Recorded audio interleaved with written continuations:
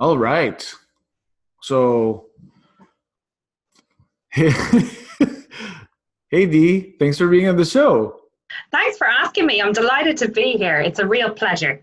I was talking to you earlier about trying to do like a background check about who you are and what you do, and because I've been following you on Instagram a lot, and I was mentioning earlier about your blog, and there's so much information there that I didn't really expect, and I really believe that people need to go to your blog and read it because it's just so much gold.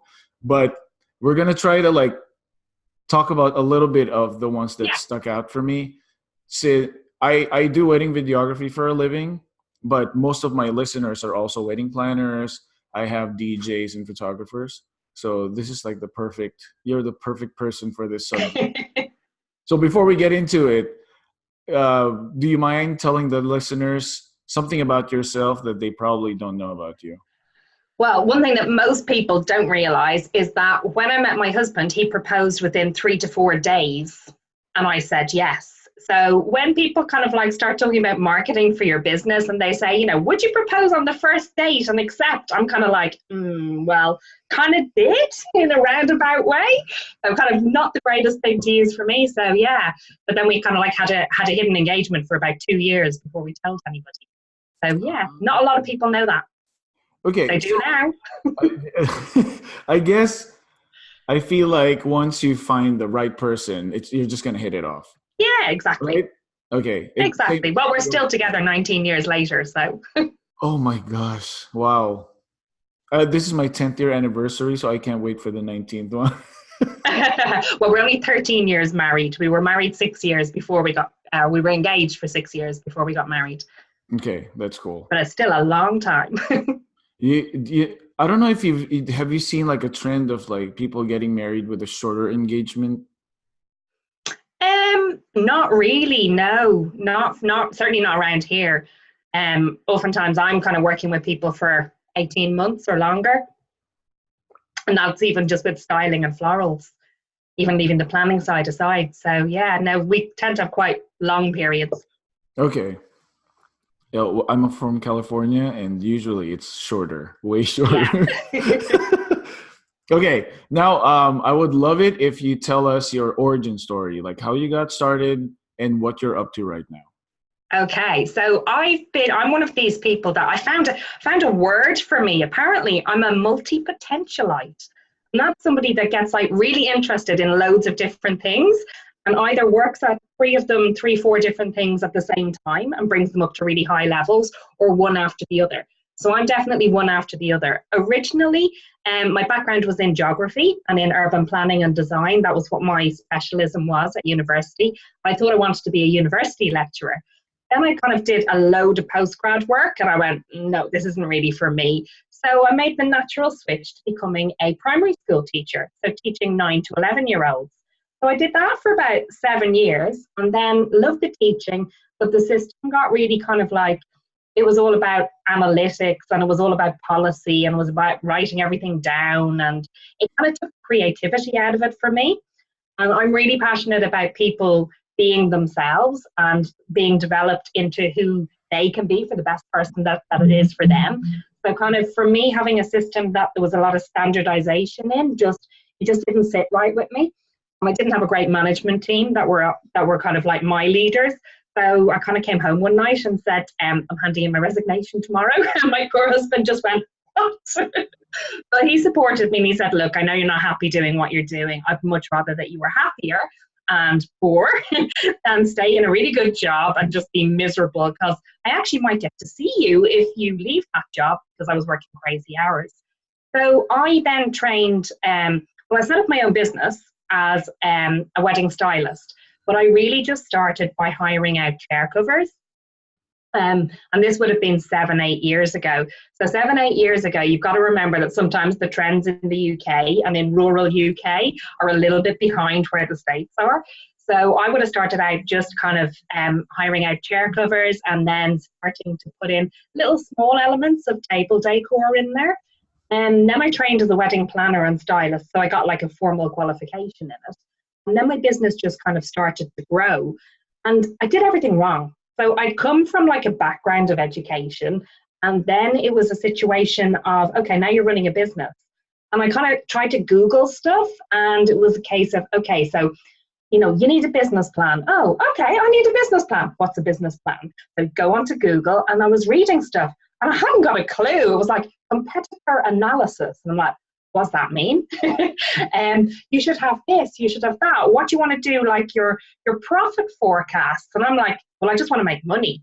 So I had no clue, and I made so many mistakes, which is why now a lot of what I do when I'm now kind of doing coaching with people is trying to get them the fast track and try and kind of like realize and make people realize that actually what's out there that's being sold to us as kind of like for companies is not necessarily the right thing for solopreneurs, and certainly not the same. I mean, the wedding industry, as you know, we're kind of very different to most other industries because you tend not to get repeat business. You get like your one client and then they're out the door. But I was finding that everything about the business was kind of, everything was kind of like you get your clients in and then you keep your clients. And it's like, that doesn't work for weddings. How is that going to work? Because we're kind of so niche as well in what we do. So I kind of then, like, my business was starting to fail. And I kind of nearly had to go back to the day job at least twice in the first 3 to 4 years. And I had loads of different part-time jobs kind of supporting me because I was just like determined. I was like, I'm not going back to 9 to 5. I really want to do this. And you do whatever you have to do, and you take the risks that you can take. And you have to support yourself somehow. So, I mean, I was doing all kinds of little part-time jobs at the same time. And you kind of start to grow. And then I was kind of like, okay, how am I going to change this? And I realized that I was doing all the hard work, getting my clients in the door. And then I was bringing them to my local florist shop. And they were selling them all of the bouquets and the buttonholes and all of the flowers for the table centerpieces. And it was actually my mum that said to me, do you not think you should be doing that yourself? I was like, well, I can't do flowers. It was like, well, go and learn. You couldn't run a business a few years ago and you've learned that. So when I put flowers into my business, literally that is what saved everything. I was able to double my income and double my average spend per wedding in 12 months. And then the next year, I doubled that again. And that was literally by putting flowers into my business and by niching my business down. So I was able to do less weddings at a higher turnover and earn more money at the end of the year. So that's where I was last year. Last year, I had my most successful year in terms of the styling clients that I had. And I actually earned more last year than I did when I'd left teaching. So that was kind of like a real success story for me. It took me 7 years to get to that point. But that was because I did everything wrong and I didn't invest in myself early enough. That will be the one thing that I would say to people starting out. You need to make that investment in yourself and learn from people that have, been down the road ahead of you, and do that as quickly as you can. There's never a right time to do it. But I regret not having had a coach earlier. And I regret not having put money into doing the courses that could have actually got me that little bit further, because I had this fear of I can't spend all of that money on doing that. But had I done that then, maybe I'd be 2 years further down the road now. So it's one of those things. So then I've kind of had my success doing my styling with my flowers and had all my ideal clients and figured all of that out. And then a lot of people, I started to work part-time then as a tutor for an online academy, training up wedding planners and stylists, basically training people to do what I was doing in my business. And I was working for somebody else. And then I kind of realized, actually, I'm a perfect person to help these people to do exactly what I did. So I started to do some business coaching. And I started to do that last year. Which is where all of the blog posts and everything that you have found me through that kind of a route. So yeah, so I do a combination of still working with my clients, so I still have weddings on the go, but then I'm increasingly doing more one-to-one coaching and group coaching programs, and then online training as well. So that's what I'm doing now and where I've come from. So I've kind of twisted and turned and gone through several different kind of recreations of what I do. So I hate the question, what do you do? Because I don't do just one thing. There's like a whole variation of things that I do, which is what I love. That's so cool. I feel like the best people to be mentors are the ones who tried and failed and tried and failed and tried and You succeed. have to. Yeah, Yeah. because it's And I it's think gonna. the more people that are successful that actually will say, do you know what? I nearly went broke, or I did go broke. I was just borderline. But even like Preston Bailey turns around and says, and is very open about it and said, I was like a million and a half in debt. And then I figured out that I needed to have a business coach. I mean, so if people like him have been in that kind of situation and are so open about it, I don't understand why more people aren't. And I think it's just having the discussion of it. You kind of have it's ego, really, isn't it? None of us want to say that we're struggling with anything, but it's part of your journey, particularly if you're going to be a solopreneur. And if there's only one of you, you have to be all things, and you're not going to be perfect at everything. You just have to accept that, but you've got to then figure out what you are the best at and then play to your strengths. See, when you said that not everyone is open to say they're struggling, or they have a problem, it just goes back to your blog. Like what it's part of what businesses your competitors don't tell you. It's just They don't. it's And there great. is so much that your competitors will never tell you. And I think some of my blog posts are like three things that your competitors will never tell you. And one of them is the number of weddings that they have. Because you can't do a direct comparison. And we all try and do that. We all try and compare ourselves to our competitors. And the way that we do that is like so bad. Like we go on the social media channels. We know that that's not reality.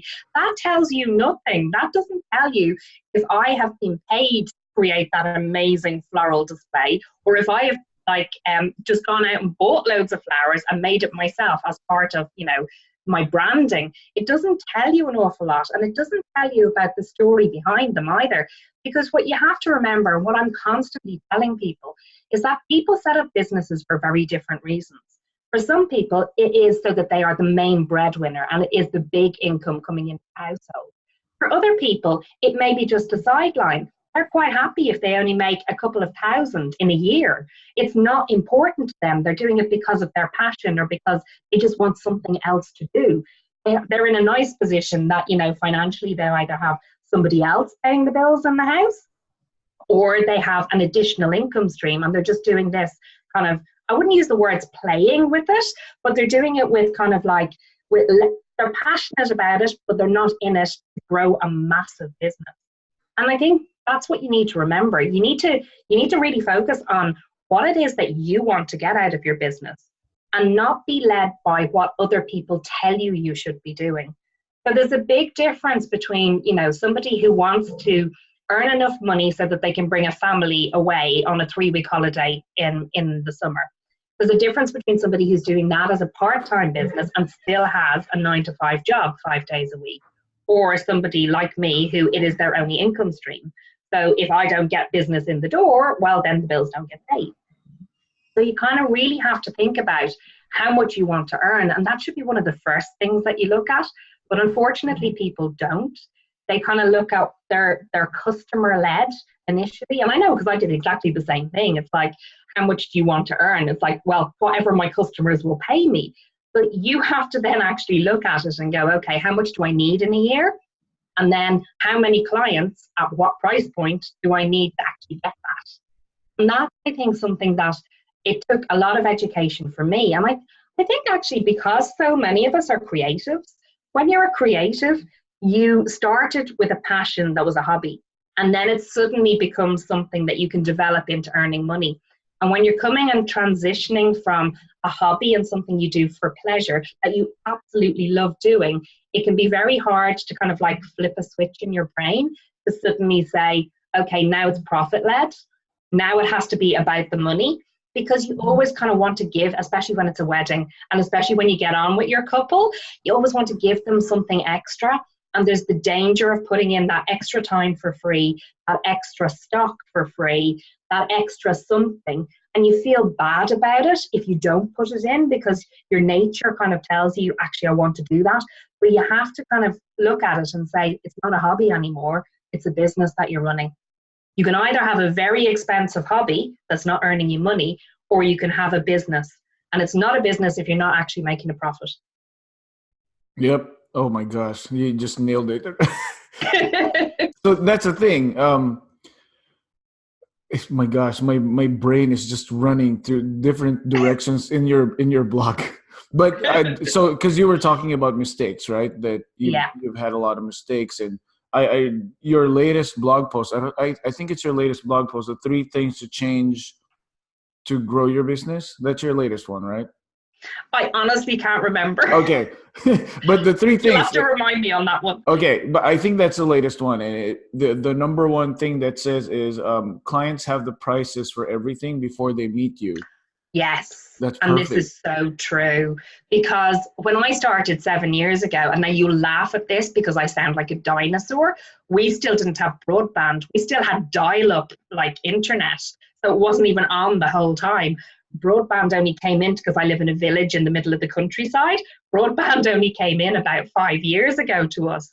So like we Wow. didn't walk around with smartphones 7 years ago. Now, like the couples that you're dealing with, it's just like, yeah, I'm just going to check it now. They know the prices of everything. They can go on to exactly the same sites that I go on, and they can buy the stuff for cheap. But the other thing that we found, particularly as stylists, is that the whole homeware section of like what people are buying and putting into their homes has changed. The millennials now are buying and spending money on their homes and buying all of the decor that they love. That's the kind of stuff that we used to have to buy wholesale and then we could hire out. But you can't now because they can buy it at the same price as you and they'll just go, actually, no, we'll just buy it and we'll sell it on again afterwards. So there's a lot of changes that, are happening. And I think that was definitely one of the points that was in that blog. I think for you to be able to grow your business, you could actually use that to your advantage. And that's pretty much what we've been doing this year is, they already have the price in their heads, right? Yeah, So with our website, we educate them about the actual price that's of it. what to expect, because that's the only thing that you can do instead of them relying on different sources that are like probably old information or inaccurate information. Exactly. And it's all about your authenticity because people buy from people. Even though you can look up the prices of everything all over the place, at the end of the day, it's somebody's wedding that we're dealing with. And you have as much of a financial investment in that as you do emotional. I think the only other big purchase that I can kind of compare it to is if somebody is buying property, if somebody is buying a house or an apartment, that you get emotionally invested in it as well as financially invested in it. Unless, well, some people are like that buying cars, but I'm not. um, but yeah, like there is that kind of a whole emotional involvement in there, and you need to connect with people, and that's where the whole educating comes together. And I think some people make the mistake that educating a client is all about telling them what's in a package. It's not. It's about educating them to who you are, what your process is, what your mission is, and how you can actually help them at the end of the day, and how you stand out as a different person to somebody else. And it may only be something that you go and do a venue visit and you don't charge people for it because it's incorporated somewhere else in your pricing structure. But just telling them things like that and giving them choices and explaining them. Because I think a lot of new people into any industry, but particularly in weddings, you don't realize how uneducated some of the couples are that come to you.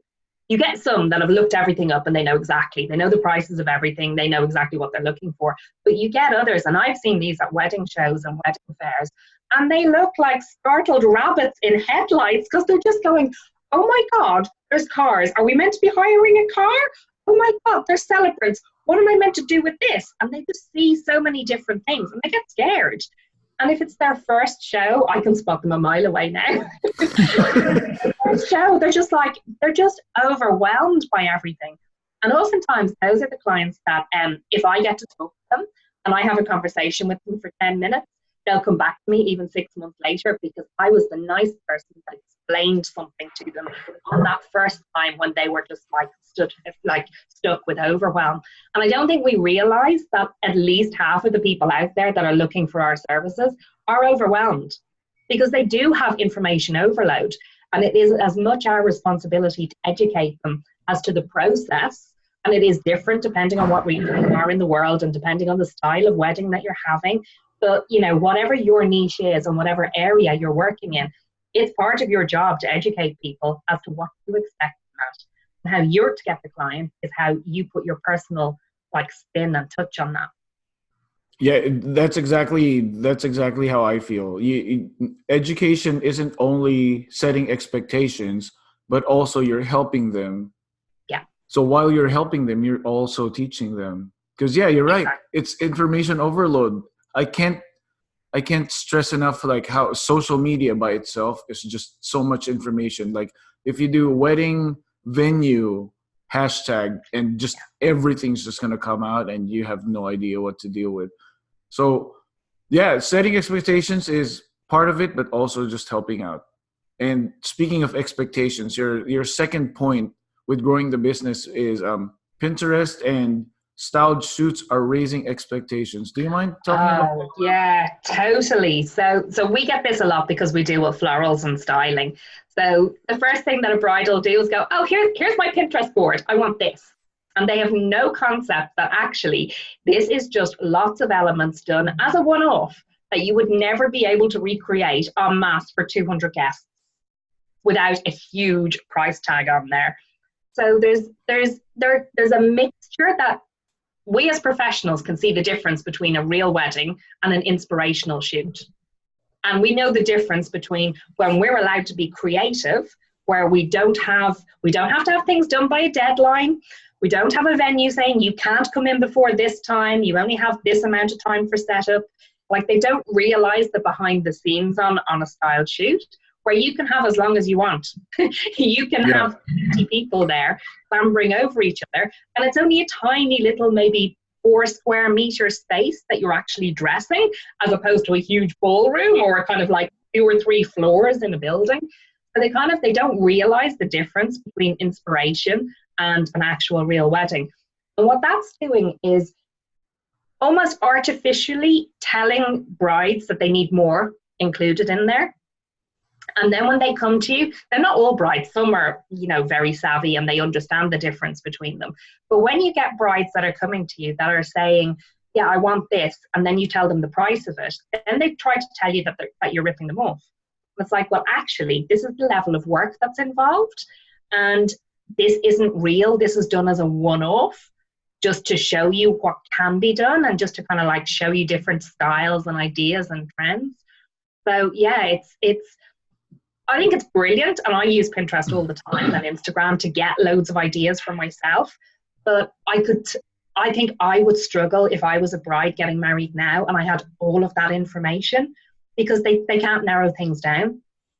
And it's a real skill now to be able to read somebody's Pinterest board.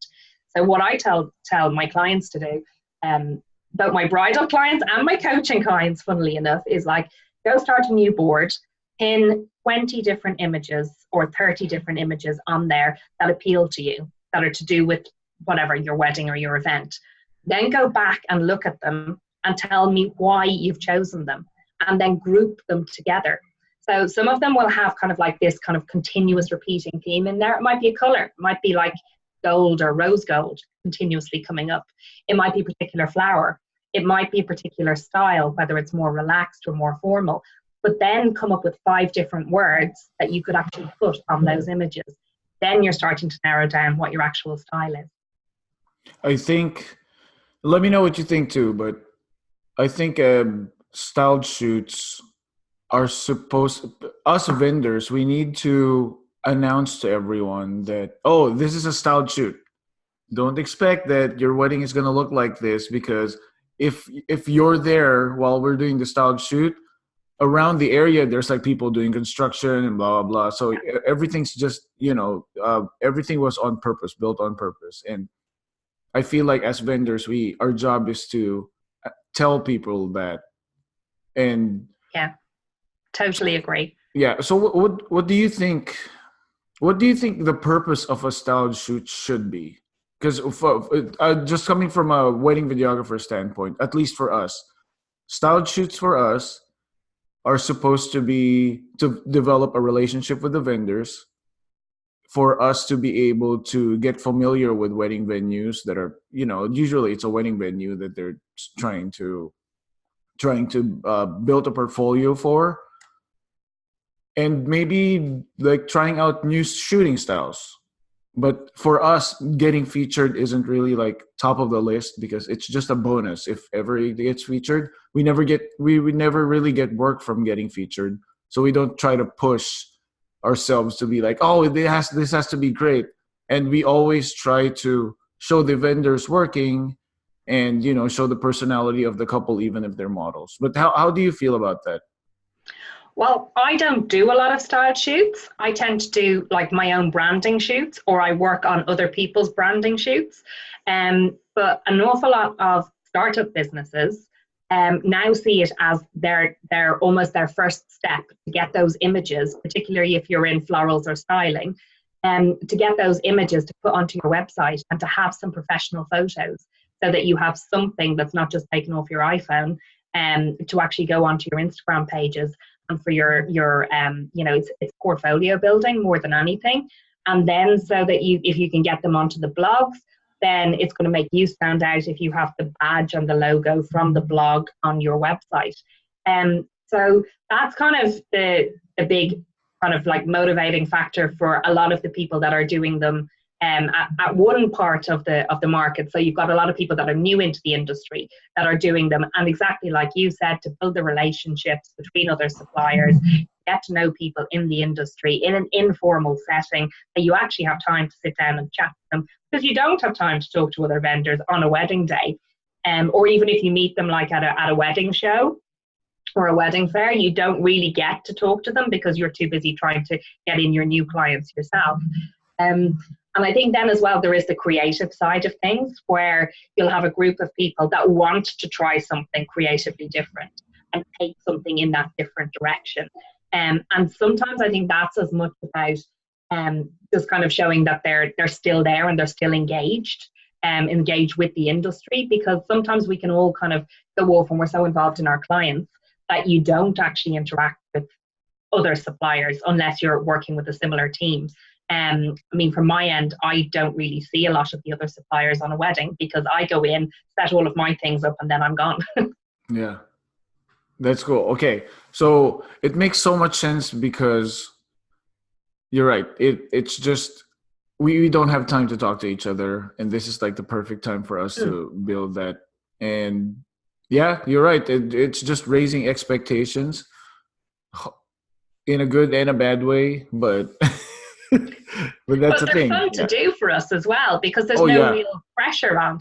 So I think it's kind of, you got to look at it from that perspective too. It's just hard whenever like the planner isn't really good, or the models aren't professional. So, and that's the thing. I hear back from people, and it's probably 50-50 as to how successful or unsuccessful it was. So, it is a tough one. And then depending on what your actual, what your business is, it may be a cheap option for you, or it may be expensive. I mean, if I'm expected to come along and I'm expected to pay for all of the flowers, and you want something huge and an installation piece, and you're expecting me to pay for all of that, but yet a makeup artist can come along with her kit and then just do the makeup, it's like, well, it's not quite equal on that. So I know sometimes people will, split the bills between things, but it can be quite expensive. Yeah. Oh man. So that's why we always send them a bill. we do it. Yeah, we do it for free, but we send them a bill. Like, this is how much the value of what we did today. That's a really good idea. And I wish more people would do that, because particularly when people are starting out, they don't realize the costs. They don't realize the costs to other suppliers that are in there. So yeah, just raise expectations. I could do that the next time. Yeah, raise the expectations of the vendors too. Yeah. So the third point, before we get into like the actual thing that we're going to talk about, the third point, you said you are expected. I love this. This just blew my mind. I'm like, holy crap, she's right. It said you said you are expected to be an expert and lux at uh, zero client investment. Yeah. That's crazy. That's so And true. that's the thing. They want you to be the leading light and they don't want to pay you. It's just like you can't have everything just because it's your wedding. And, you know, I want you to have the best day that you can possibly have, but you have to be realistic. And this is what you get for this amount of money. If you want this, I can do it for you, no problem, but it's going to cost you. And this is why it's going to cost you. And it goes back to what we were saying. You've got to educate the clients that it's not just about us deciding, oh, it's a wedding, let's put some extra decimal places in there. If I hear that again, I'm going to like be up for hitting somebody, I think, because it like you hear it the whole time. And particularly in the UK, they're really negative in the media about wedding suppliers in general. The only positive things you hear about weddings are royal weddings or celebrity weddings. That's the only positive stuff that you actually get. Everything else is like knocking us down, that we're only in it for the money. And it drives me mad because it's like, you don't see me up at 3 o'clock in the morning putting flowers together and wiring things together for a bride that I can only do on the day. Yeah. Yeah, we're expected to be brilliant, which obviously we are, because we are, you know, ultimate professionals in what we do. But they expect us to know everything and to give it to them for nothing. And that's, I think, one of the things that I've seen most change in the industry in the last couple of years. And I think it also depends at the price point that you want to go into and sell into in the industry. Because it's not just one industry, like it's so segmented. Oh yeah. And I kind of try to describe it to people as you have like DIY brides, which is fine, and they want to do things themselves, either because they are really creative and it's really important to them to do it themselves, or because they're on a limited budget. And it drives me mad when I see suppliers looking down their nose at people like that, because everybody has different values and everybody has different amounts of money. And people want to spend different amounts of money on different things. It's like, I'm happy to fly on a budget airline, no problem, but don't expect me to stay in a 2-star hotel or in a campsite or in a caravan. I want a 5-star hotel. It's just like, I'll choose to spend more money on one thing than I will on something else. Weddings are no different. And you can't make assumptions on people based on that. So you've kind of got like your DIY brides. Then you've got the low budget brides where they want as much as they can get on their limited budget. And they're realistic about that because they know they only have so much money to spend. Then you've got the ones that it doesn't matter what they want the service and they want it personalized. Their first lead question is never how much. Their lead question is, can you do this for me? And when you say yes, they go, oh, really? Can you? And then it's like, yeah, no problem. So you've got a whole chunk of people that they know what they want and they're happy to pay for it. And they are the ones that will respect you and respect your professionalism and your services. And then you go up into like crazy money and the celebrities and, you know, into kind of like 6-figure weddings and stuff. One day I'll have a 6-figure wedding client. And I'll fly you over to do the videography. Oh, let's do that. Oh my gosh, that would be great. You know, I would love to hear what you think about this too. And you could say no, you don't agree, or you could say yes. But for me, I feel like since we're in the wedding industry, not all couples need to get married. Oh, not all couples need to have a wedding. Some just get married. You just go to the courthouse, get married. That's it. You don't have to have a big wedding. You don't have to have, you know, extravagant flowers and the photographers following you around. You don't have to have that. So I feel like for us wedding vendors, we have to look at ourselves as luxury products, like a luxury service.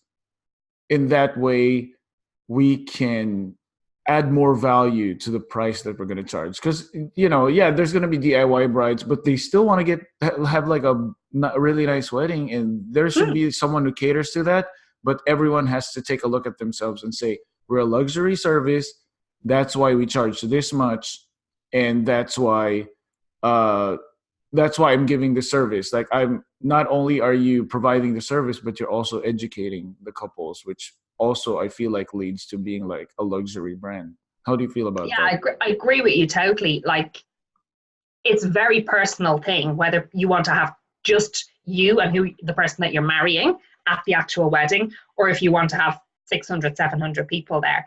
And I don't think that anybody should be priced out of having a wedding. And I think at the end of the day, sometimes certain suppliers lose track of the fact that this is about love, this is about commitment, this is about two people connecting and actually, agreeing to share their lives together for eternity. Like, that's what it's about. Keep it special, keep it real, keep it about who you are as a couple. And that's something that I kind of constantly drive through. And I've actually turned couples away who I felt that just wasn't right, that they were all about the big lavish wedding. I've had some couples where I've never met the groom. Like, I've worked with a bride for 2 years, and then on the day you're trying to find, like, oh, who looks dressed like a groom? And you're kind of, excuse me, are you the groom? Oh, I've got a buttonhole. It's so embarrassing, but like, it does happen. Yeah, it kind of comes down to, who you are. And I totally think that your wedding should reflect who you are. And it shouldn't be something that you're having because your family says it should be this way, or because everybody for the past 3 generations has done it in this way. I'm a big fan of like fusing things together. It's really funny because I'm Irish and my husband is English. So we come from different backgrounds. So what we did was we actually got married in the UK. So I flew all my family over from Ireland. And we told all of the Irish people that different things that we were doing were like a British tradition, that that's what we were doing. But we told the British people it was an Irish tradition, and it wasn't anybody's tradition. We just made it up. It's historically accurate, but not really. That's Yeah, so and then we cool. told them on the day. We said, "Oh yeah, we just made it all up. Just did it our own way." Hey, as long as they're having fun, right? That's the thing. Totally, A- totally. And I love that your husband's into the wedding too, because I always, at least that's from your story, that's what I think. Because I always give props to the grooms whenever they walk to the office. They walk in, I'm like, oh my gosh, there's a groom here. Yeah, Congratulations. And usually they're assigned to pick the videographer. So it's the guys. I think it's the guy's job to do.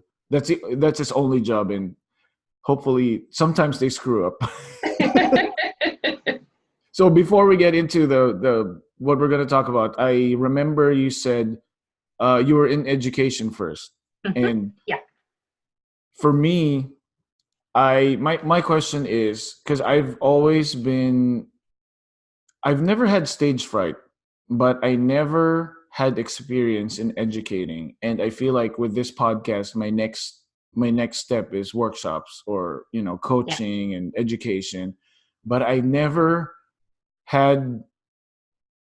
I'm a scatterbrain, so see, like, I always take notes whenever I do podcasts because I'm gonna forget what my question is. Hidden. So I'm a scatterbrain, and I don't know how to organize everything, and then it's just so hard for me to imagine myself trying to impart knowledge. Number one, impart knowledge to a person, and number two, to teach a person to be organized but not be organized. So that's what I'm trying to work on right now. So But why how? would you want to teach somebody to be organized? Teach somebody what you know. Okay. Okay. That's Oh, it. okay. Okay. Okay. Okay. And teaching is only having a conversation. That's all you're doing. You're just sharing information, and you're sharing your take on information. And I think that's the key to it. You don't try and do it the way somebody else does it. You do it the way that's right for you. And it's about reading your audience. And I've listened to some of your podcasts before I came on, and you read your audience. Like, you know the questions to ask. I know that you prep your questions in advance and you do your research. That's exactly what you do before you actually either coach somebody or before you do a workshop. And there is nothing wrong with having notes in front of you and referring back to them. That's what people do with PowerPoint presentations. If they're doing a workshop, that's their notes. And then they give the notes to people then afterwards, to the attendees. Like, you're not expected to remember everything in your head, and your Okay. notes are there to guide you, just so that you stay on the track that you actually want to talk talk to them about. And it also comes with experience too. Yeah, I guess so. It really helped that I started January. I started with the podcast January, and if you go back to the first podcast episodes, which you shouldn't, it was just like I was all over the place, and now I feel a little bit more confident. That's why I feel like podcasting helps people as well to at least like learn how to have an actual conversation. Because Yeah, for me, English isn't my first language, so this is like really good practice for me to talk to you wouldn't people. think that. Oh, thank you. You wouldn't think that was the case. That's awesome. So so now I want to talk to you about mindset, which Yeah. is motivation and mindset. And I know that for small business owners, for solopreneurs, people in the wedding industry, the first thing that comes into your mind when you get into business is how do I make money out of this? But no one really talks about like trying to maintain your motivation, because you're going to be motivated when you start out, but having like a consistent motivation and consistent mindset is actually the most important thing. I feel is the most important thing for a business. So how do you do it? How do where do you start when you're trying to get it back, when you're trying to get your motivation back? Well, I think the first thing to say is that every single person wants to throw in the towel and give up on a regular basis. And normally it's because it's not just that one thing is kind of like wobbly a little bit, it's that there's one or two things. And it might even be just something that you're physically tired and exhausted. So your mindset isn't as sharp, and you just flip that little bit into negativity away from like your usual positive self. So it's kind of like, I see it kind of like as three different phases. So the first phase for anybody is to know yourself. You really need to know who you are. And it goes back to the classic of, what's your why, which is that classic book by Simon Sinek. I love that book. And if you haven't read it, go read it. There's a TED talk on it. Go watch that. He basically says that everything needs to start with why you're doing it, which is your main motivation. So my motivation when I left teaching and started my own job was that I wanted to have control over the amount of money that I could potentially earn. I felt that I was doing more work than I was being paid for.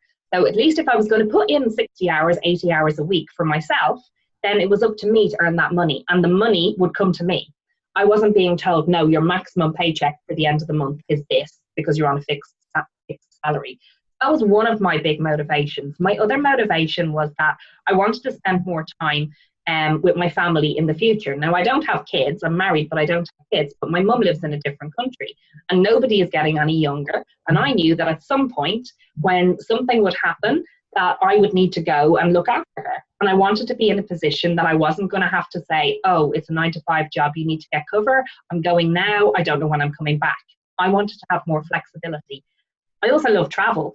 So I'm a bit of a travel junkie, and I just wanted to be able to kind of like, take off whenever I wanted to and go. And I mean, it's great when you live in Europe because everything is like a short flight. Oh, I would love to live there. So, it's kind of like, I want to go to Paris for 3 days. I want to go to, Amsterdam for 3 days. I mean, it's just like going to like little places here and there and just doing stuff while I'm young enough to be able to do it. I mean, I don't buy into the concept of like save up your money all your life, then retire and do stuff. It's like, I think I might be dead by then. So I'd rather do it now and kind of like get a little bit more. So I just felt that I wasn't living my life. So they're my kind of like key motivating factors. Other people get motivated by wanting to give their kids more than they had. So wanting to kind of like have more money and have the extra income coming in, or have the time to be able to spend with kids and family at home, particularly a lot of females that are in the wedding industry. A lot of that is kind of their main motivator. So you need to understand what it is, what your why is, why you want to run your business. You're going to be passionate about it. And that passion will be like a roller coaster. It will go up, it will go down, it will go up, it will go down. It's like a heart monitor at times. And there will be spikes of absolute adrenaline rushes when things go right. But you'll also have the opposite effect. And you will have days where, clients cancel. I lost 2 weddings last year. So I lost about 10 grand of income, which like really hit me hard. But at the end of the day, I mean, this is kind of like it swings and roundabouts, things happen. So you got to get good at self analysis. You've got to get good at looking at who you are. Who are you, and why do you want to do things? What do you want to be? Like, you don't have to set up a business with the intention of, I'm going to do this for the next 50 years. You might only decide you want to try this for the next 2 years. You might decide that your challenge is to get a 6-figure wedding, and you're going to keep going until you get there. Then you might change your mind and go into a slightly different area. But you need to kind of have a direction. You need to know what it is that you actually want to do. You also need to know what you love. Because if you're not in love with what you're doing when you're self-employed, you won't succeed. If you're doing something for the wrong reason and you're doing it for the perception that you're going to earn money, that will not keep you going on those early morning starts for a wedding that you need to travel to in advance. That will not keep you going when your hours suddenly kind of like extend at the end of a day and a couple decide they want you for an extra couple of hours at the end of a wedding. Like, you need to really, really love and embrace what it is that you do. And you need to realize that actually there are certain things that you're not going to love, but that's okay. It's like, I hate paperwork. I hate doing all of the accounting side of stuff. But guess what? I pay an accountant to do that. She does all of the work for me. And that just takes that off my shoulders to do. You don't have to be able to do everything yourself. But I think also in knowing yourself, you need to know where you want to be in a year, in 5 years, and in 10 years. And it's that kind of self-analysis and getting used to doing that. Because if you're in a 9-to-5 job and you're salaried, there's already a progression and like a job scale in whatever you're working in. You know that, if you go in at one level, then there's maybe an assistant manager level, then a manager, then something else. But you don't have that when you're working for yourself. You get to set those goals. And I think that's where a lot of people transitioning from being employed into self-employed struggle, because there's no structure there. There's no framework. And it's all about you. And you need to look inside you and see where you're going. So that would be my first kind of thing of the motivation side of things. You need to understand what motivates you. I've never had a desk job ever. So neither have I. It's just I've never worked for anyone other than myself. So I've always had, because I always got into filming and video, and it's always just having my own business. So I was so used to not having any structure. There you go. But that's the thing. Like, just like what you said, if you don't like paperwork, you delegate it. And that's what I did. My wife quit her job and she joined the company.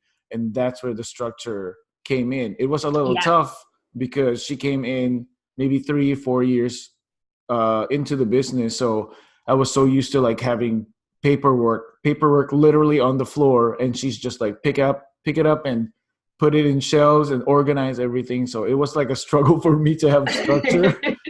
But it's cool because just like what you said earlier too, one of your regrets was not having a coach, right? That was what you said earlier. And we just had a meeting with our coach, our business coach, and the first hour of our workshop was finding out what our why is. And automatically for me, he asked me like, so what's your why?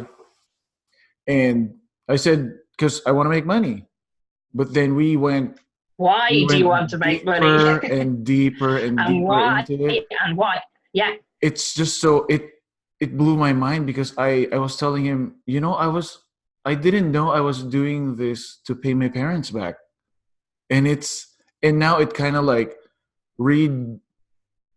it refocuses you when you understand that. It's so crazy. And then you were saying about like, if you don't love what you're doing, then you're going to fail. And there was a point in my life in our company where driving to the wedding, and I'm Yeah, already tired on the way to the wedding. But then I realized that as soon as I see the couples, that's my main purpose, yeah, is to make them happy and help them, just like what we were talking about earlier. And forecasting also is one of the best ways to know yourself. I love that. I love that you said that you need to see where you are going to be in 1 year, in 5 years, in 10 years, because this is one of the perks of having your own business. You control your own destiny, totally. at least to a little bit of amount. But And it's because, scary as hell when you have oh that my gosh, control. it's amazing. Initially, if you've got been a route of being employed and then you're suddenly self-employed, it's like, whoa, scary. What's going on? And I think the thing with knowing roughly what you want to do in an hour, in a year, 5 years, 10 years, you don't have to stick to that plan, but you need to have something written down, because I kind of describe it to people. It's like the apps on your phone, they run in the background and they just keep going, even though you're not actually like physically doing anything with them. Your brain is exactly the same. If your brain already has that plan of you're aiming towards something in a year or in 5 years, without you even realizing, it's processing things and it's actually pulling ideas together and structuring things subconsciously for you that you don't even realize. And then suddenly something will jump out much later, kind of because you're already starting to connect things, which is why I write everything down. Because apparently, scientifically, it's been proven that if you write things rather than type them or put them into a computer, that it actually connects different whatever neurons or whatever in your brain. I'm not big on science, but the bits in your brain in your memory that fire off all together, it works better for you when you physically write things down, which is why I do a lot of journaling now as well. And again, I used to think this was real woo-woo stuff. Like people are like, oh, write your gratitude journal every day. And what are you thankful for? And I was like, are they off their head? Like, what is this all about?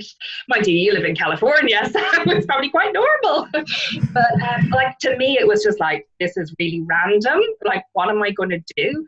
But I read one book, and I read a lot, and I think that's just probably from my background. But I heard several people, including Preston Bailey, who's my big idol. I heard him say about the book, The Artist's Way. It's by Julia Cameron. And it's a brilliant book that really gets you thinking about who you are and your own motivation. So basically, she had run a course, and then the book is a result of the course, and it goes through different stages and gives you all of these thinking points and gets you starting journaling and gets you starting writing down. And it's amazing when you start, you think you've nothing to write, but then so many ideas and so many things come out when you actually physically start to write. So journaling, I think, has been a really positive experience for me. And when I don't do it, because I'm really bad at keeping things going the whole time. When I don't do it for a chunk of time, I miss it. And then I can feel myself getting wobbly. And then I go back. And when you've written it down, and if you just have it all in one book, it's a great way of tracking your own progress. So when you have those really bad days and you have those really negative days, when you go back and you've actually assessed the day and you've assessed a week and you've seen what you've done that you're really proud of in that week or something that's like really great, and you read that back, that's really motivating because it's in your words and it's your feelings on how you felt. Because I think sometimes we focus on the negatives of what we're doing or what we're not doing, and we don't look enough at our progress. So I know you asked me kind of how do you get unstuck on things? For me, definitely one of the things to get me unstuck is to go back and read my journal and read kind of those weekly recaps of what went really well and look at how far you've come. Because when you're moving so fast, and my God, my life moves so fast, I feel like Tuesday was kind of 2 months ago because so much has happened since then. But I think when you focus on the positives and what you have done, and you spend more time looking back at your positives and going, you know what? I've actually really come on a long journey here. But if you don't have that written down, you forget it. So journaling and going back and checking in on yourself, and writing down the stuff that has been great. Equally, you can write down the stuff that hasn't been so great, but you write it in such a structure that, okay, this hasn't worked. Why hasn't it worked? And what am I prepared to do to fix it? And I think that's a really key thing that you have to ask yourself all the time. What am I prepared to do to fix this when something goes wrong? It may be that it's a learning mistake. You just didn't know how to do something. You did it wrong. Then you figure out how to do it. It's not going to happen again. It may be a situation where you're in a situation working with somebody and it's not the right match or not the right fit. So you've got to then say, okay, well, what am I prepared to do about this? Am I prepared to say, no, that's it, and draw a line under it? Or am I prepared to try and fix the situation? So always look at your negatives in terms of, how can I fix this? What am I actually prepared to do to fix this? Because that will generally give you your answer to things as well and help you get unstuck. Okay, that's cool. I I write a lot too. I mean, write a lot, like write notes in my notebook, not like a novel or anything. But I feel like, because I also type on my phone when I don't have my notebook. And you're right. I remember it better when it's written down. Yeah. And I used to have like a lot of panic attacks before, and I I even have a symptom checker, like January I'm feeling this way and I can feel this, and going back to last year, I'm like, oh my gosh, it's like the season. Yeah. So it's crazy, and then I see my progress, and I feel so proud of myself, and it's just like having all those notes to remind you. I feel like it is going to be helpful. It definitely helps. And I think it depends on whether you want to write or whether you want to do it like on your phone and on apps and stuff. As long as you're doing it, that's the main thing. And as long as you're doing something that works for you. And I think that's one of the key points that I always kind of emphasize to people is that, you've got to take other people's ideas, take the best out of them and apply them to your own situation. Don't blindly try and do what they say that's going to do, because what will work for me won't work for you and vice versa. But there'll be elements, there'll be like a core element that we'll both be able to use, but we've got to like twist it and just put that little twist on it to make it right for you in your setting. Okay, cool. So yeah, that's the best way for you to find yourself. To be yourself is to know yourself is to write notes. Definitely. Bar none. Yeah, it's And I kind of think, like reading your own biography.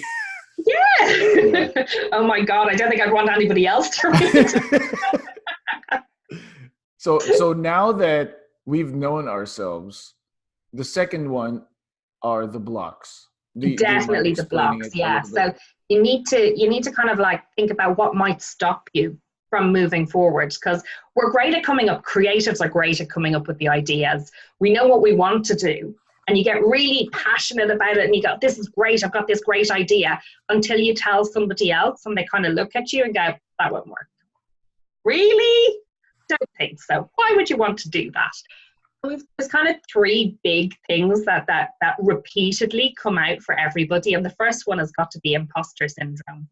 People won't believe that I am able to do that. Who's going to buy that service or buy that product from me? Who am I to be able to do that? And at the end of the day, like, everybody starts, it's like with an Instagram account, everybody starts with no followers. Everybody is leveled at the start. People compare their start of a journey to somebody else's year 10. And you just can't compare. It's like comparing an elephant with a caterpillar. Like, they're not the same, and they're never going to be the same.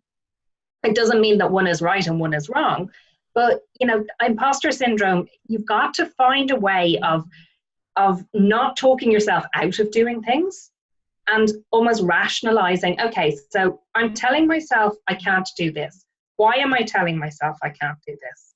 What's really the issue underneath this? Because it's not normally what you think it's going to be. And we give ourselves a lot of reasons to not do things. And a lot of it comes down to a lack of something. Like, I don't have enough time. I don't have enough money. I don't have enough experience. I don't have enough clients. I don't have enough confidence. I don't have enough, fill in whatever word you want to. And we tell ourselves this. And it's about changing your internal narrative. It's about changing the voice in your head from, I don't have enough experience now, So I'm going to go and get some. You need to add that next phrase on. So I can do this first, and then it will lead to something else. So it's about kind of realizing and recognizing there's a block. Realizing when you're kind of, what's the word I'm looking for? When your brain wants to protect you, it's like self-preservation. Your brain doesn't like change. It likes routine. It likes everything to be the same. So when you come up with this great new idea going, I'm chucking in my job, I'm starting up my new business, I'm going to be a millionaire in the next 2 years, your brain is like, whoa, I don't think I really want to do all of this in such a short period of time. But it's just natural defenses kicking in. But you've got to start reading your own thoughts, and you've got to start reading your thoughts and realizing, actually, that's a barrier, that's a trigger. I know from monitoring myself that sometimes when I get a really good idea and I'm kind of like trying to up level something, so I'm either trying to push for a higher price wedding for new clients, and I kind of get a bit wobbly over it, I have different tells. Like when I'm talking to myself, I start to yawn, and I physically start to yawn, and I'm like going, why am I yawning? And I've now realized, oh my God, that's your body going, I'm a bit freaked out. So now when I can see that and I realize it's happening, it's like, okay, this is good. I now have changed that in my mind to this is a good thing. This means I'm about to up level, and this means that I'm actually going to take things to the next step. And you need to kind of realize that when your body is telling you, I don't have something, it actually is just a trigger mechanism for you to say, here's what I need to do next, and just break it down into steps. I think most of us want to run before we can walk. And the only way to do things, especially running a business from scratch, from nothing at the start, is just step by step. Small steps the whole time will absolutely get you there. Yeah, just compound interest, like compound effect, just one day at a time, just start. Yeah. That's the thing with me. Imposter syndrome is before I started the podcast, it took me 2 years because I'm like, no one knows who I am. I don't think I could offer anything to people. And, just one day at a time. Eventually, January, I started, and I'm like, wow, all these amazing people are saying yes to the podcast. This is great. And now you're probably my 45th episode. So wow. I cannot believe I'm saying that because that's fantastic. It's well done. Journey. Thank you. It's just been a really great journey. So you were saying one of the blocks is imposter syndrome, right? Are there other blocks too?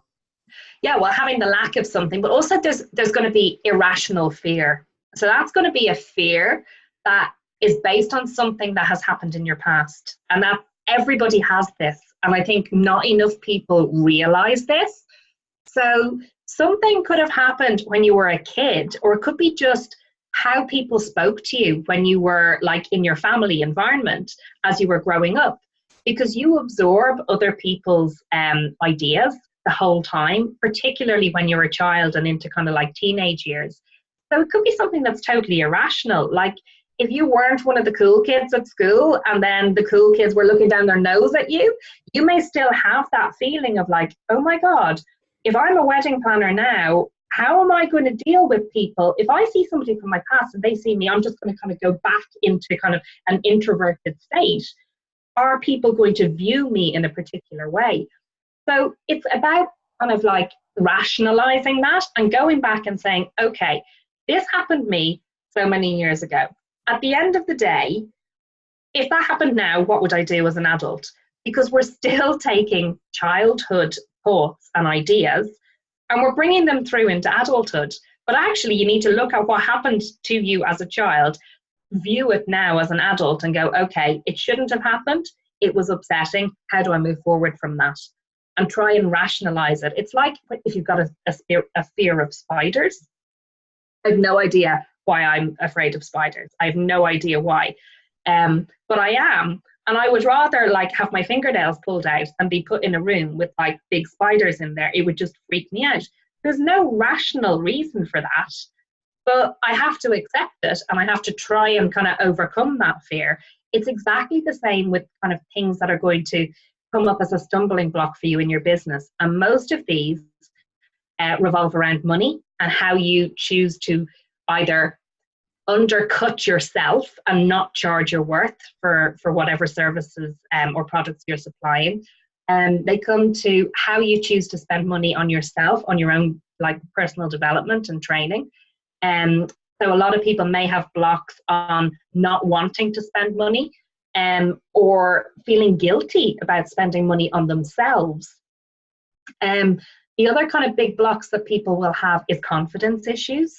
And again, an awful lot of that stems from how other people have treated you. And a lot of it kind of goes back to childhood and school days with the greater majority of people.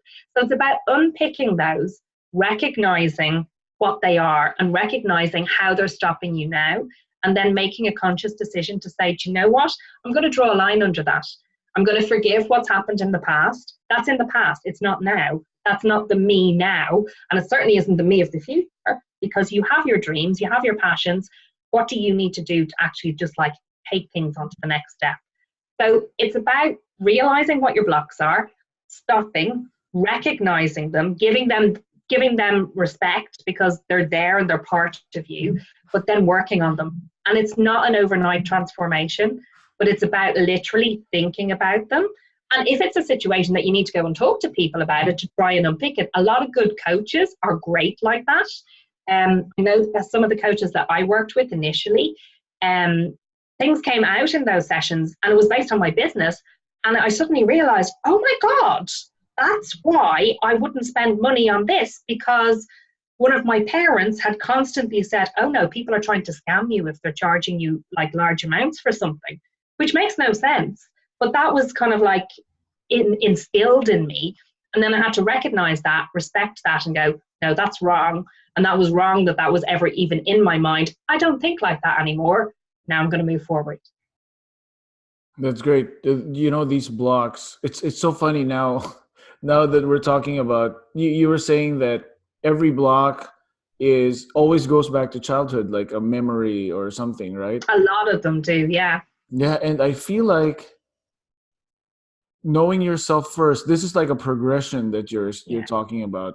And the three progressions, like knowing yourself is trying to find out who you are and what you believe in, and then you encounter the blocks, which kind of like tests you about okay, Totally. you know. And it's so funny because, you know, growing up, in high school, that's exactly what I was like trying to know myself. I want to be cool. I want to be, you know, this guy. And then the blocks came in, and high school was just like a major block for me because number one, I hate going to school. And my mom's a teacher too. So, you know, those are the big blocks in like talking to people. And it's just at the end of the day, not really end of the day, but as I grew older, I just realized I just had to be myself. Yeah. And it would have been just so easy if I just became myself ever since I was young. Yeah. It would have been so easy. So that's like a segue to the third one, which is perfect. So do you Yes, mind talking indeed. about that a little bit more? Yeah. So then the next kind of step really for me is being authentic. And this is one that I really struggled with when I started my business. Because when I started, I was kind of like, oh, I want to try and make myself look like I'm a really big company rather than just me sitting at home by myself. And I kind of, even on the website, I was like, we do this, we do that, rather than just like, it's me. I was like, what's the point in trying to make yourself out to be bigger than you are? Because as soon as you deal with a client, you're the one that's answering the phone, you're the one that's sending the email, you're the one that's there on the actual wedding day. They realize really quickly that it's just you, and they're cool with it. It doesn't make a difference. But you really need to just follow your own path, and you need to do what works for you. And I know I've kind of touched on this earlier as well, that, you know, there's so many programs out there that we consume. There are so many different books that we read. It's almost a bit like diets. People like, you know, have the different fads that they follow. And yeah, the way I look at it, particularly when it comes to motivation and particularly when it comes to mindset, you need to take the elements that work for you and apply them into your own life. You need to spend more time on looking at your positives than you need to spend looking on your negatives. Just like as a rule, because you need to have more positivity in your life. My God, everybody else is so ready to like be negative about you and to knock you down. If you're doing that to you as well, you really don't stand a hope. You have to make sure that you're being positive and looking at all of the strengths that you have. And again, that goes back to the journaling and following through and seeing and tracking yourself on a regular basis to see how far that you've come. But you also need to spend more time on you than on diluting what other people are actually giving you. Because if you try to be somebody that you're not being authentic, and that's going to come through. And when I kind of rebranded things, and for me, it was big to put my name into my styling business. So I did formally trade as Dedicated to Detail. But then I changed my name through and I changed my business to be Dee McMeeking Wedding Styling. And for me, that was huge because I was actually putting myself front and center. And it was a big jump in my head to do that, even though it was still me and it was still me doing the same thing. But to my mind, it was like, oh my God, they're going to really know it's me now and not just, it's not like this facade of like there's 20 people. I mean, I know of people who used to pretend and answer their phone in different voices. I was like, oh, this is Mary from reception. Oh, I'll just put you through to Anne in sales. It's like, why? Why would you bother doing that? But, people aren't, if you're not comfortable in yourself and you don't know who you are, that's when you start to try to hide.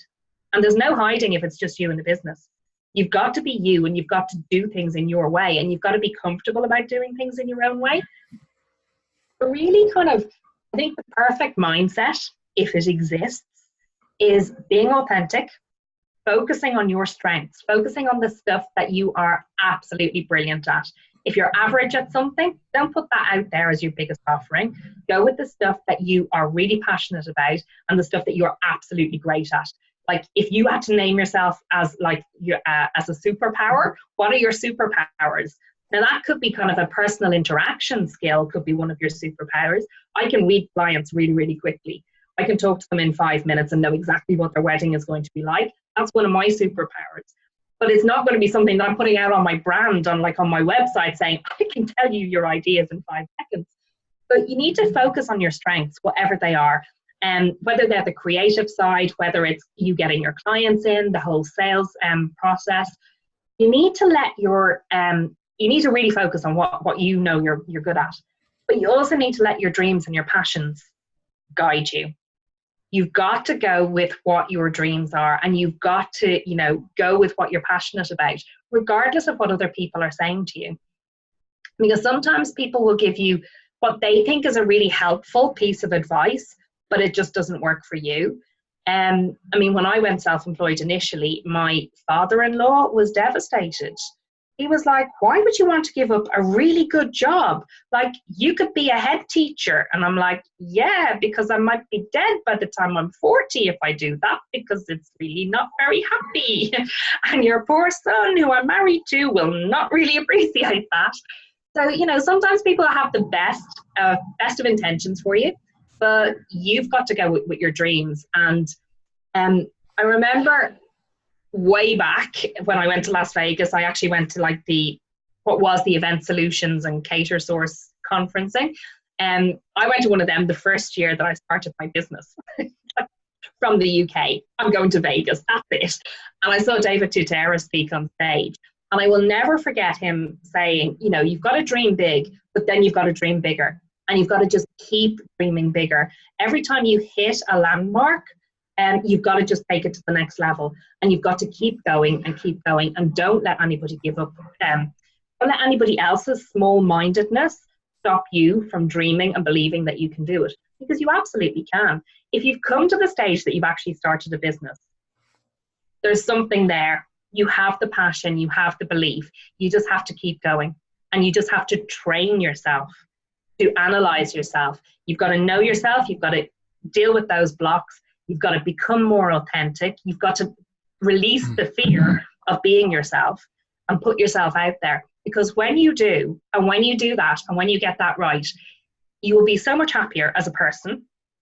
But equally, when you're happy as a person, your business is going to grow faster and your profits are going to go faster. And that goes full circle back to your why. So whatever you went into the business for in the first place, you're actually going to be able to achieve. And that is something really, really special, because I know now probably in the last 12 months, I've been able to travel a lot and spend a lot of time bringing my mum off just on little trips. We've already been to Paris this year for just kind of like 3 days, go and do a few galleries. And at the same time, like, I'm sending text messages back to my bridal clients and stuff. I couldn't have done that if I hadn't started my own business. There's so many things that I wouldn't have been able to do that I now am in a position to be able to do. But it's hard work, but it is so worth it. And a lot of people put too much emphasis on the learning the business skills. But the way I look at it, you need kind of 3 sets of skills.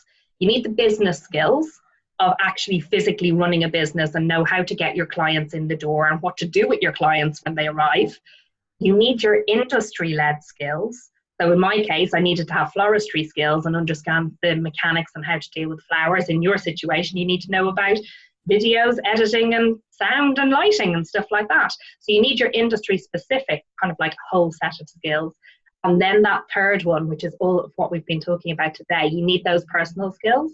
Because if you don't have those 3 all at the same level, it's like having a tripod with one leg shorter than the other. You're never going to be in focus with that.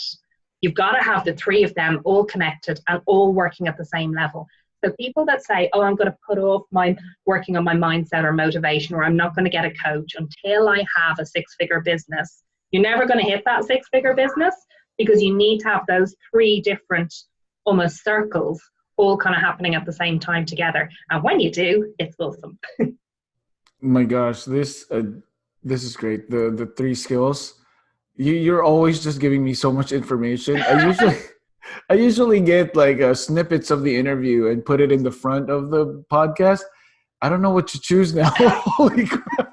So I have a question about that. But before I get into that question, I have a confession to make, because when we started out our business here, I told my wife that I don't want anyone to know what we look like, because I don't want to be typecasted as a Filipino videographer. So for a good 5 years, we never showed photos on our website of us. We never showed ourselves in social media. So every time we have a couple knock on the door and come in, well, I open the door, right? And this is the reaction. And then they look back at me and it's so funny because they never expected us to look like what we do. But and then there became like a block when all of this time we never got our name out there, because no one knew who we were. We were kind of like this faceless brand. And until the one day I just made a decision, like, okay, we should just show ourselves and show who we are. And that actually changed our business, because people got to relate to us a little bit more, and we got more work, and our network just grew immensely, and it was so worth it. I wish I could go back in time and just be myself. Yeah. But that's why we offer coaching too. Exactly. So my question is, so we've all been about like authentic and knowing yourself, right? What if your real self isn't a good person? How is that gonna work? Sorry, your real self isn't a good person. I'm throwing you a curveball. Context, not a good person. Okay, so there's a lot of, at least from, I've been talking with a lot of people in the industry, and the one thing they don't like in the industry is fake people. People who aren't genuine when it comes to like dealing with them. And I think in the age of social media, people are just craving for that human interaction. Yeah. And then they meet these people who are fake, and it just drains the heck out of you because you go to these networking events not even trying to look for work, but just to connect with people, and you encounter these people, and so that's probably their true self because so that's my question for you is, what if it backfires when you become your true self? I mean, I I'm don't pretty think sure. it would Yeah. though, because I think that people that put themselves out there like that are that negative, they haven't been through that journey of, they don't know who they are. I think they're more uncomfortable in their own skin and they don't know how to deal with themselves. So that's coming across in how they deal with other people. I think that anybody that is of that mindset, they would have left after like 5 minutes of us talking, because they just wouldn't listen to things like that because they're not ready for it. And I think that can be a situation as well, that people don't want to dig into who they actually are. And generally there's something traumatic in there that only they can actually kind of deal with themselves. So I don't know. That's a hard question. That's actually a great answer because you're just saying that they're not complete with their journey yet. Yeah, So as someone who I feel like I've completed my journey when it comes to like finding out who I am and being yeah, authentic. As someone who's like this, my job is to understand them instead of like, oh no, she's fake or he's fake and we shouldn't talk to them. So I feel like you just have to like, it's normally that they have an issue and it's almost like holding a mirror up, that they're trying to push something else back out so that you can't see through. okay. They're not comfortable with who they are for whatever reason. And it may be just that they're working through blocks themselves. See, that's such a great answer. You answered it. And I didn't even expect that answer, so it's great. So what you're saying is, at least also from my experience, like being yourself is beneficial not only because you're free, like I could actually be myself and people are Yeah, going to be are going to accept me, but also you're going to surround yourself with like-minded people, which I feel like as solopreneurs is really really important because we don't have coworkers. And exactly. when we go to like networking events, or like for us, we develop friendships with all the other vendors, so we have like lunch outs and talk about work. It really helps. So I feel like just being authentic brings out, so you surround yourself with the people that are like you. Definitely. And I think you attract the right type of clients as well. I think it works Yes. that way too. I know that when I started out, and I was trying to get like more wedding planning business, because I have done fully planned weddings, but I just don't like all the organization. I prefer the pretty now instead. It's less work for me. But when I was doing the wedding planning, there was a perception that, the planners needed to look a certain way, dress a certain way, have their makeup on, be very kind of like elegant looking, very kind of girly looking, which isn't my natural look. But then I just said, no, to hell with this. And it's like, no, I'm not going to bother wearing makeup, just try and get clients, because if I don't do it on a daily basis, it's not really me being me. So I really went through kind of this kind of whole kind of phase of, oh my God, people aren't going to talk to me. And I was like, for goodness sake, it doesn't make a difference, because they're going to actually see you turn up like this on the wedding day. So why not just be you from like the start and the whole process of it? So yeah, I can see kind of like where that comes from. Yeah, you're right. Having attracting the couples too, because the vendors that are like-minded with you are probably going to be the same way with their couples. Yeah, Yeah, exactly. that's great. Oh my gosh. Okay, I'm looking through my notes, and I just saw that when you were talking about like you live in you live where you live, and it's everything's like behind, right? Like the trends in the weddings, whenever it gets to you, it's behind. That's what you Yeah, were saying it earlier. can be. Yeah. So is it, that's probably like an advantage, right, when it comes to, right? Okay, that's I good, watch that's what you good. do, and then it'll be here in 2 years. That's perfect, because here in California, it's like the Wild West. Like people are trying different things, and Yeah. it might be good, it might be bad, but it's like something I feel like I want that. I want to be where you are because I'm pretty much set in my ways. I don't want to You need compete in to the emigrate. wilderness. Oh my gosh, I would love to. So that's the thing. Like for us, I guess my question for you is the probably my last question is when it comes to mindset and motivation, how big of a percentage should your exit plan be as Exit part of plan it? out of your business. Yes. How big is it as your like mindset? Do you need to include that every time? Because I feel like for me, I always include that in my head, and it motivates me to okay, we're almost at the finish line, or we're getting close. Just like milestones until I get to my exit plan. So is that something? I think it's something that will very much depend on the person because different things motivate in different ways. Some people get motivated by fear of not having something, but yet other people get motivated by the benefits of having something. So there's kind of like this positive and negatives that can attract or repel you, that kind of boost you on.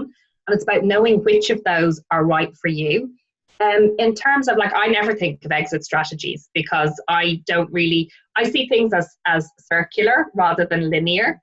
So I'm never going to get to an end destination because I'm on a circle. I'm just going to keep going round and round. So that would be how I kind of like view time and kind of like phases. Um, but yeah, I think for me, it's more of a journey, and I'll know what I need to do next when I get to that point. Um, but I think then me being me, I do several different things at once. So I know there's always going to be a new project. Like I've got 3 brands as it is, but like I'd be like, oh, and I keep trying to cut things down and it doesn't work.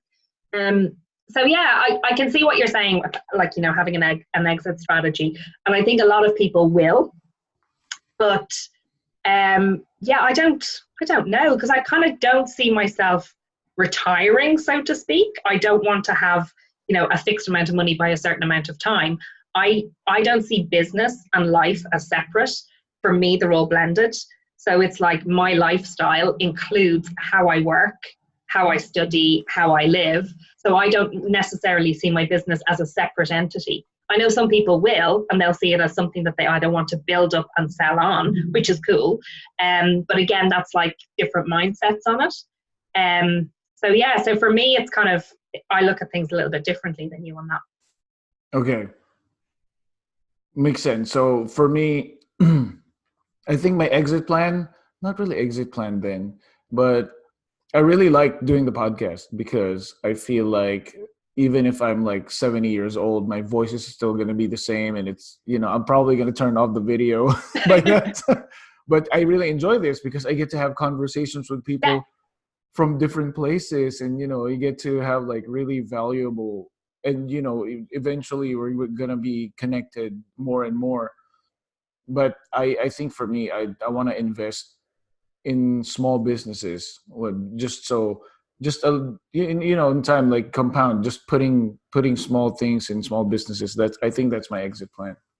So, So but see, that's not an exit. That's just a next phase. okay, It's just uh, changing your direction ever so slightly.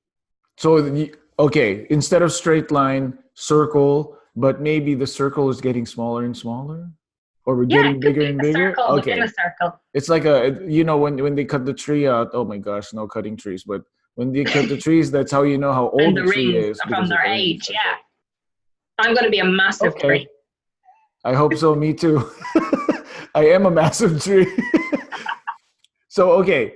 Um, I guess last advice. I don't know if you've had any experiences with people who are like in the middle of their careers, who are lost, and maybe like advice for people who are lost and trying to get their mindset back, and tell the listeners how they could get in touch with you, and especially don't forget to mention your blog because your blog's amazing. So just yeah. If you're not happy, you're not living your life properly. And it doesn't matter how you try and sugarcoat that for yourself. You really need to focus on what makes you happy, whether that's a change in career direction, whether that's a change in lifestyle. But you've got to try things out to figure out what's right for you. So definitely, if you feel that something is not quite right for you, do something about it. Like, life is literally too short. Don't leave things. Take action. Take action now. You don't have to take as dramatic action as me, kind of like overnight, I'm leaving my job. Not the best plan in the world, and I never recommend people to do that. But take a small step. Try something different. And you know, there are so many opportunities out there, and as you mentioned yourself, it's so much easier now, and everybody is so much more connected. I mean, I'm sitting here in the UK. I'm not living in my home country, neither are you. But yet today I've been coaching somebody in South Africa, and now I'm talking to you in California. That's the kind of world that we're living in. That's crazy. Like, and that's like, I wouldn't say it's a normal day, but that's a day in my life. The connections and everything are there. You can do anything that you want to do in this day and age. You just have to start, and you just have to take those small steps, and you just have to trust yourself, and you just have to unpick how you think. And that's the biggest thing. And just educate yourself on that. Some of it will come, some of it won't come naturally to you, but there are so many different people out there and so many different books that you can read that will definitely help you along the way. But definitely, yeah, read my blogs. So my website is theweddingbusinessdojo.com. So that's got all of like my coaching, and my blog and everything is on that. And my styling website is deemcmeeking.com. So that's more for my bridal customers. Sweet. So that's where you'll find me, and you'll find me on Instagram as well, at the Wedding Business Dojo or at Dee McMeeking. And I just saw that you're friends with Kylie Carlson. Yes, Too. indeed. That's crazy. So we were supposed to do an interview earlier, but then I think she got preoccupied. So she had her coaching session went over. So we're gonna set another interview. But it's just so crazy that she's in France, and you guys are just the world is so connected, and all you have to do is take advantage of that. And people are so willing to help out other people now more than ever, and you just have to ask for help, and people will help you. Yes. Oh my gosh, that's the perfect way to end this. So thank you again. I really appreciate the time that you've given me, and all the best to you, Dee. Yes, indeed. And hopefully I shall meet you face to face at some point soon. I hope so. Thank you. No problem. Anytime.